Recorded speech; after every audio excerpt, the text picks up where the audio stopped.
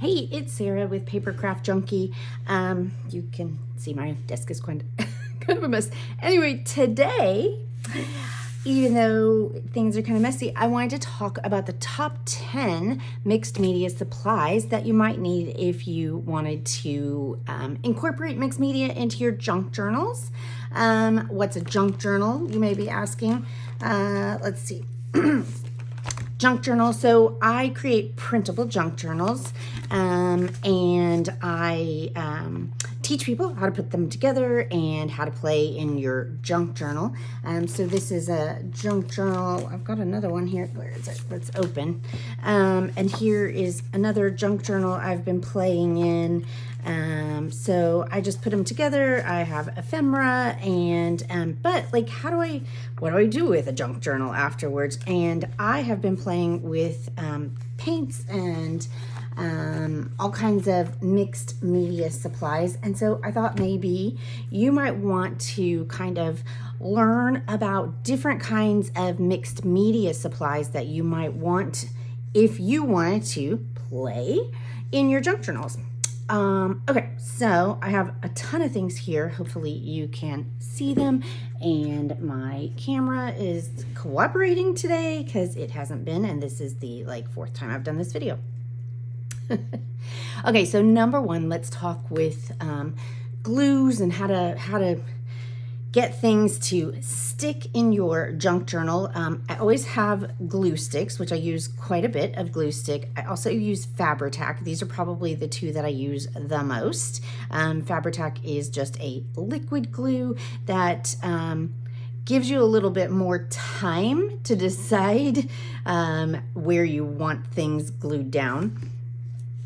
I also sometimes use Mod Podge.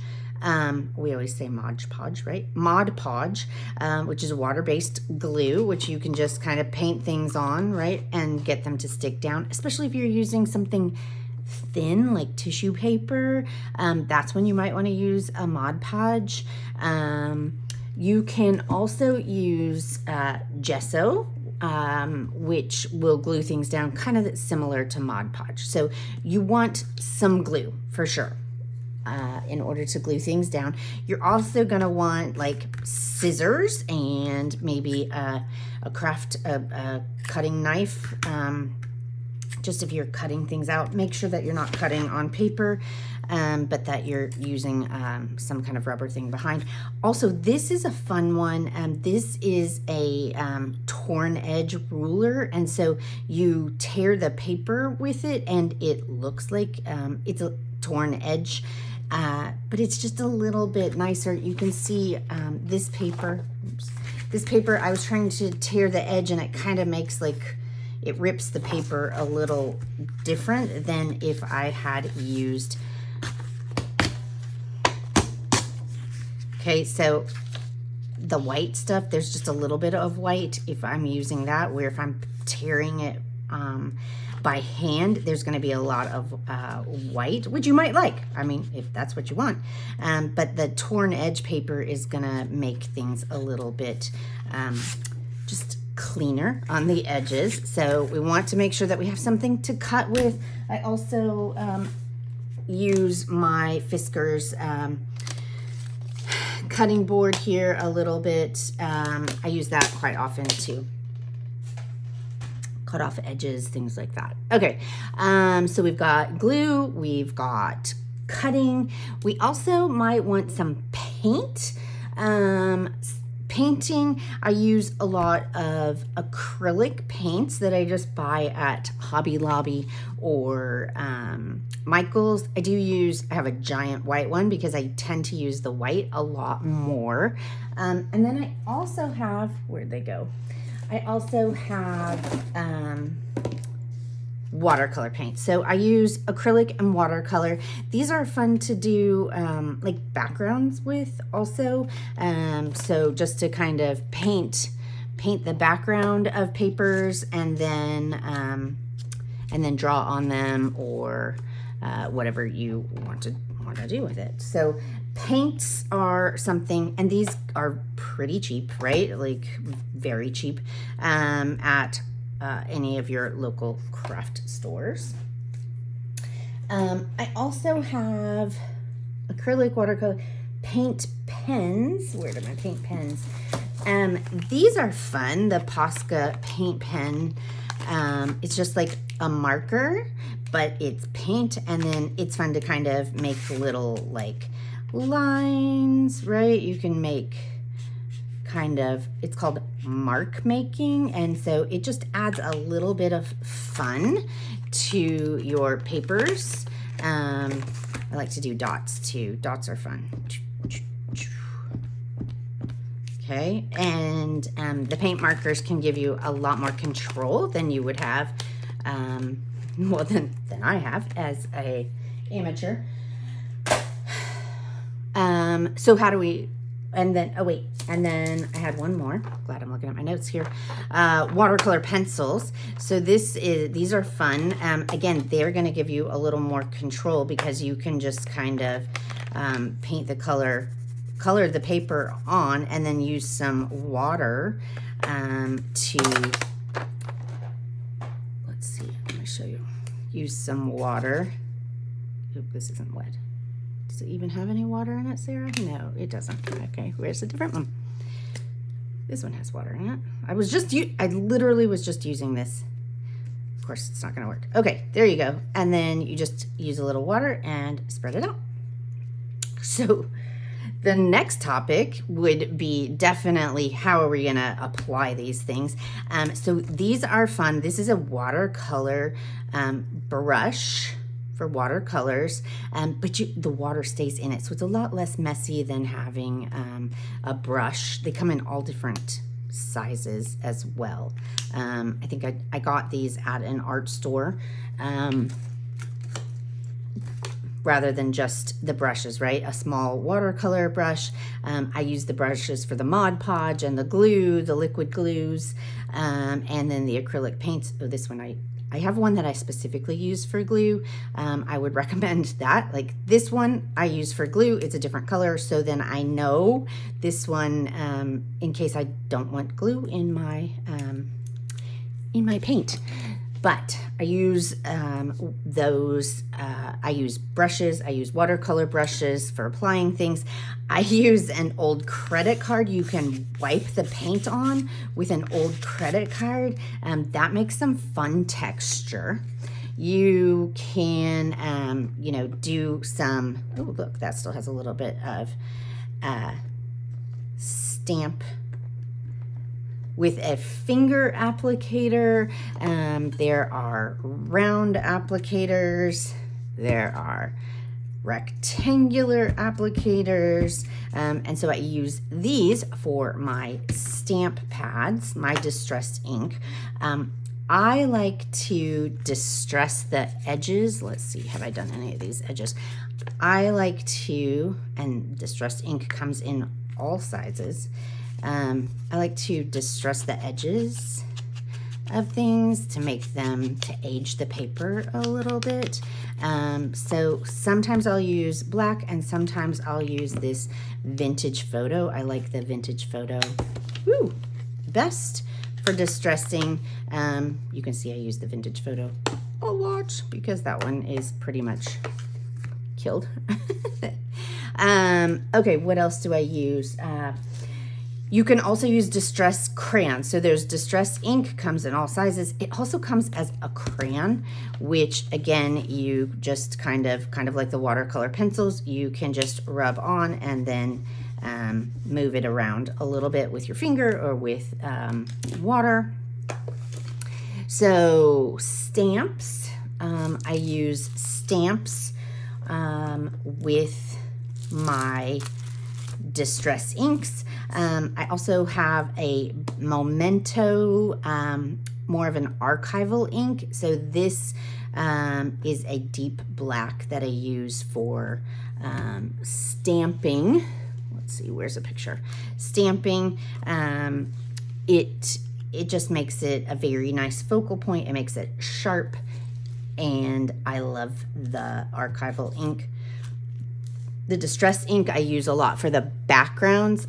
Distress ink also comes in sprays. I'm telling you, Distress ink, like you can do it comes in all different shapes and sizes. You can spray some background. All the colors that you love of Distress ink also come in a spray. And then stamping, I use stamping for background. I use this paper, this craft paper also as kind of the background so my table doesn't get all messed up. And then I stamp kind of off. So I've done my stamp, but I'm trying to clean my stamp off afterwards. I will stamp on this, and then I will use this paper in a junk journal as a background page, or, you know, for some kind of craft. So I'm always reusing things. I got a little crazy with the paint the other day. But there are all kinds of stamps. I have been ordering these on Temu. And this is a Stampin' Up stamp that I use as a background. But there's tons of Stampin' Up stamps. There's places, all kinds of fun places to get stamps. And the ink pads, you can use the Distress ink for backgrounds, and you can use it for your stamps too. So it doubles up. Okay. Another thing you might want is washi tape. Washi tape comes in all shapes and sizes. This is called PET tape, PET tape. This one is more, this is all one. And so you have to kind of cut these out if you want something specific. It's not like a sticker. This is a washi tape, a side kind of tape. But I do tend to cut these out if I want something specific off of that. I also love this. I think I probably got it on Amazon. And it's just a great kind of background tape also to add some texture to your texture to what you're doing. Sorry, let me turn over my notes. There are 10 different things, and so I'm trying to remember the 10 things while talking. Okay, so stencils can also be fun. Stencils come in all shapes and sizes. It's just, you know, plastic. And this is fun to create some texture on your background also, just to put some different stuff in your background. I use, I just kind of go over it with my applicator from using Distress inks. I use, today I played with a stencil. I painted the acrylic on it, and then I used water to kind of wipe off the ink so that it was kind of the stencil kind of took off the paint instead of putting it on, which was a fun kind of backward stencil way of using it, which makes a fun background. You can also use these stencils, which is how I typically use them, is with the next thing that you might want. I'm not saying you have to have all of these things, right? Like, it takes time to build up all of your supplies. Don't go out and buy them all at once, but there are some that you might want. If you're, you know, thinking about mixed media, you want to try to add different kinds. I think about, okay, well, I want a paint, I want a stamp, I want a stencil, I want a sticker. You know, there are things that I kind of combine when I'm thinking about a mixed media page. Texture paste. Texture paste is a thick paste, which if you're going to use texture paste, you probably want a palette knife. And it's this thick kind of, I don't even know what it feels like, but it's something that creates a great texture that's a raised texture on your page. And so you just kind of wipe it over your stencil to create a raised texture. I have a white one because I typically just do white, but you can, you know, get a piece of wax paper and mix a little bit of your acrylic paint into it if you want a different color. Although you wouldn't want to put it back in, like I'm wiping all of this back in, which I typically do because I want to, you know, keep as much of it as I can. But if it's colored, you're not going to mix it in. But if you want, you can mix colors into it. You can just kind of slide it over your stencil to make a little bit of raised section. I don't do that over like a whole entire page. I do this typically like I'll do it in the top corner and the bottom corner, right? Like trying to do things evenly, or if I do this side, then I'll do this side, just to try to do a little bit of even application to it, not across the whole entire page, because then it would be bumpy and my stickers and stuff wouldn't stick down.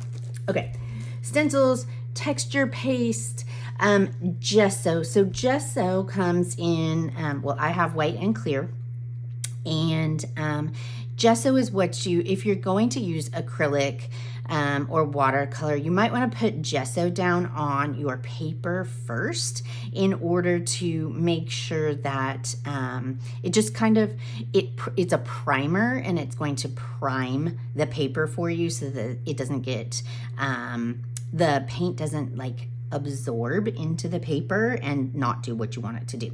So this is going to make it's going to make it a little shiny. Also, you can add it as a final piece to kind of cover and keep everything where you want it to be. You can use it as glue, which I use it as glue sometimes, or you can use it, I primarily use it to put it on paper if I'm going to use acrylic paints, is how I typically use it. I'm sure you could ask someone that is actually more of an artist. I just dabble with paper crafts, and so the gesso is there just to kind of help and keep things from kind of flying all over the place. And then finally, ephemera. Ephemera is just the fun bits and pieces. Where's my ephemera? That you would add in. Okay, so I have this. This I would glue top and bottom and make a tuck spot underneath here that I could tuck in a journal card. Okay, and on this journal card, I tend to print them on, oops, I got a little paint on that one. I tend to print them on cardstock, and then I can write on the back, or I can, if I don't have a ton of time one day and I want to make sure that I am doing some kind of arts and crafts that day, some kind of paper craft, I will do my mixed media stuff or my paper crafts on the back of these journal cards and make those kind of little fun places. But ephemera can be all shapes and sizes, anything that you want to just add in. Ephemera can be from magazines, and it can be stamps that you have, cut out, stamped and cut out. I drew a little leaf the other day. I was experimenting. I put some acrylic on just a piece of printer paper and then drew some pictures on it. I stamped some bird stamps onto a piece of, on a book page, and cut them out. So ephemera is just all the little bits and pieces that you want to add. These are tags. Add in to your junk journal, and it can be pretty much anything you want at all. I did want to show you, let's see, here's a bunch. Tim Holtz is kind of my favorite. I've got these people, they're fun. So Tim Holtz has a ton of stuff. You can buy just pads of paper also if you want to, paper piece the background, put some gesso, paper piece the background. These are fun pieces of paper. Also, if I'm doing maybe a small thing like the journal cards. There's a journal card. I will, if I'm trying to go quickly, I'll just glue this whole thing on and cut it out, and then that's kind of starts as my background, and it goes a lot faster that way.